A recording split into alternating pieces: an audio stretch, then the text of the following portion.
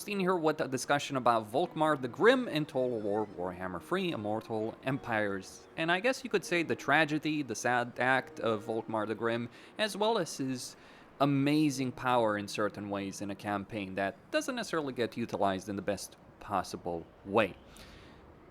He is an Empire Lord who's far away from the Empire, which is something of a problem considering how many benefits you get when you think about going to the Empire. Besides, you kind of want to go to the Empire because the Books of Nagash are really there if we look at the location in Drakenhof. So I guess you could say that Volkmar's campaign is about the journey to get those Books of Nagash. Though he's not necessarily best suited for that specific journey, though he does have Wasteland Climate, which is always a benefit for any campaign that has to traverse the balance.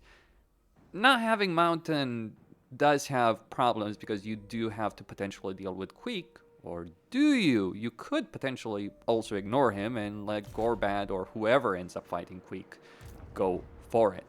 The entire premise of the Books of Nagash, though, is a very outdated system that doesn't necessarily work well within the context of Warhammer 3, but the power is there. You get 15% ward save to all characters, you unlock all the Electricon state troopers, and get the 70% upkeep reduction for those state troopers. So he makes that army of state troopers work ridiculously well in terms of reducing their upkeep. I would dare say that this is better than what Karl Franz gets in terms of state troopers. Karl Franz just gets more, Volkmar just gets cheaper state troopers, and that's a pretty big deal. You also get the items, of course, like Dragon Tooth and etc. Though it is going to be slower in order to get those items in a Volkmar campaign than it is to get some of them in a Karl Franz campaign, because you can always abuse certain things, whereas with Volkmar you always start in Sundenberg. That's one of the issues in his campaign. He starts in a port settlement, and the Empire kind of wants to get as many different structures at tier 2 as possible. If it wasn't a port settlement, it wouldn't be as big of a deal, because you would just, start getting the Firearms Academy, assuming you own the DLC, or you would get the Gunsmith for the Engineer. Personally, I would go for Handgunners, but with Volkmar, you always have the ability of going for a pure melee army, because he has the capability to make that work. So his campaign position and the dynamics of said campaign do end up suffering a reasonable amount considering everything, right? That is the principal issue. That's more of a problem to do with just how the Immortal Empires map creates certain issues for specific campaigns. But yeah, starting in a two-region province, when you've got Warzak next to you, you've got Manfred next to you, can be something of a downer in a campaign. I mean, think of the province that Manfred starts with, right? Manfred starts with Casabar, which is a really, really good starting settlement because it's got both a growth building and the City of Bronze. Then he has diamonds available. You can take that, and Manfred is definitely one of your early game opponents, though defeating him is tricky. I suppose that does stand for Volkmar's fate in the end times, where he does get defeated. I wonder if he's even going to be around in Lords of the End Times, or if Nagash will find another vessel for it, and it's just going to be like, well, we know the lore says that Volkmar is the vessel, we know why Nagash picked that, but we're going to go with something else. Now, when we look at faction effects, you get hero recruit rank for witch hunters and warrior priests.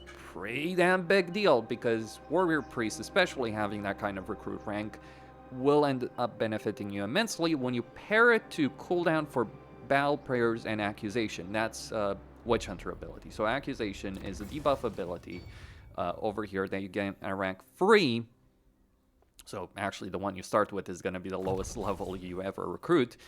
It's one that significantly reduces the combat capability of an enemy, or the defenses of an enemy. So this is what witch hunters do. They are used for the purpose of scavenging for post-battle loot, and they're also used for accusation. Their actual combat ability is not exactly great. It's more the benefits that they provide for an army and the debuffs they provide, as well as, certain sniping ability, but that's in a campaign context. Bear in mind that. Multiplayer, I imagine it's different, though. If anyone's on the multiplayer side of things can tell me how good witch hunters are, because I wouldn't be able to tell you anything about the multiplayer meta right now. I play some multiplayer, but I don't really know much about it. But yeah, battle prayers in particular is a really big benefit. You also get a bonus versus infantry for flagellants, Empire Knights, and Free Company. It would be nicer if it was some other units, because these units, you use them very, very little, and then you never touch them again, really.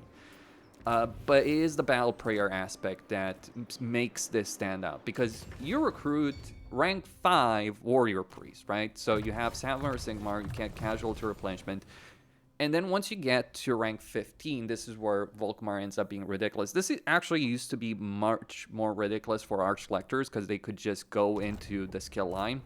And so with Volkmar, by the way, you could just get Grand Soulfire with 33% cooldown reduction. Now, this isn't a spell. This is the big point. It's not a spell. It doesn't use Winds of Magic. It's a cooldown ability, and you can reduce that even further.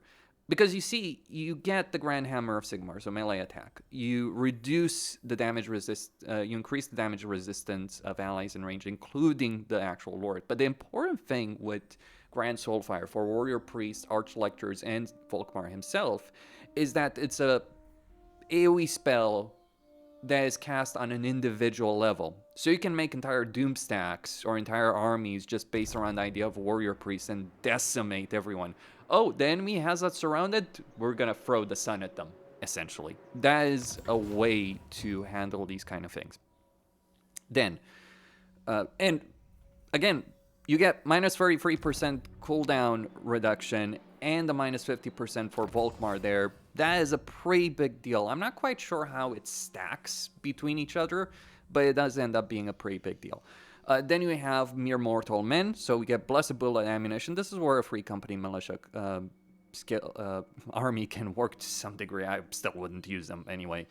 Armor-piercing missile projectiles for Free Company militia. Diplomatic relations for you with the Empire, Keys of its other realms. This is useful if you ever want to go into the Empire and try and confederate later on when Elspeth and Karl control most of the Empire. You also get Frenzy for Free Company militia, cheap chaff units. Wayfarer for those cheap units, speed, charge bonus. So they're really trying to make that work, but that's not really the most important. I mean, I guess it does buff your early game melee capability, but the more important thing is you get flame attacks and armor piercing weapon damage. So in some ways, I would dare argue that he ends up having a really good overall melee army for the Empire until the Cult of Ulrich comes out. But you also get the strength of the Penitent, which enabled if in melee gives physical resistance plus 15% and melee defense. So he is exceptionally good with casualty replenishment. He's pretty damn crazy in melee. In fact, I would dare say in terms of an army versus army situation, Volkmar has the single best melee army in the game of the Empire. I mean, yes, you also have melee defense for flagellants, physical resistance control in a local province. You could talk about the ridiculous nonsense that Elspeth does on that Carmine Dragon, but here's something to consider. That is useful in multiplayer. I have a multiplayer match that, if people are interested, I'll upload. In a multiplayer scenario, Elspeth is really good in dueling. In terms of, and because she's on a dragon, she's flying, she's pretty fast, all things considered, and she's just ridiculously strong. But in a campaign, the dynamic usually is, most of the time, you're not going to struggle so much against the lords as you're going to struggle against the armies. If you defeat the armies, you win for balance of power. So this is the real benefit that Volkmar provides in an Empire campaign. He is really good at just building an army with warrior priests and then decimating the opponent's army. And you might still have a lord to deal with, but no lord will defeat an entire army if the rest of it is if their army is routing. A lot of single player matches, a lot of campaign matches end up being fairly imbalanced. You just need an army that is able to win as quickly as possible and as efficiently as possible, and that's one of the things that Volkmar provides. Don't get me wrong, Elspeth is ridiculous. She can delete half an army, but there are certain army compositions where if they close the gap, things get messy. Gelt, it's a lot of micromanagement of magic. Karl, he works, but it's more about using the campaign mechanics rather than battle mechanics. And look, Marcus Wolfhard, I'm not even talking about that. That guy is not a legendary lord as far as I see it. That is all I had to say. Costin here signing out. Don't forget to subscribe, like, and enable notifications, and I'll see you boys and girls on the next one.